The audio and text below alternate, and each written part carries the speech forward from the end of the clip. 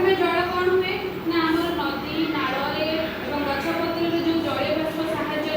जल कौटी जाए ना आम मेघमंडल को जाए ये टोपा टोपा छोट छोट कणिकार परिणत हुए निज निज बाड़े बाड़े बड़ बड़ कणिकार प्रस्तुत हुए तापर से वर्षा आकार आम पृथ्वी को आसे से केमी रूप ना वर्षा आकार काकर आकार जल ये चक्र भाया ऊपर जाए पुणी तल फेरी आसको आम जलचक्र बोली कही था। चित्रटी बहुत सुंदर है पिला कर जानी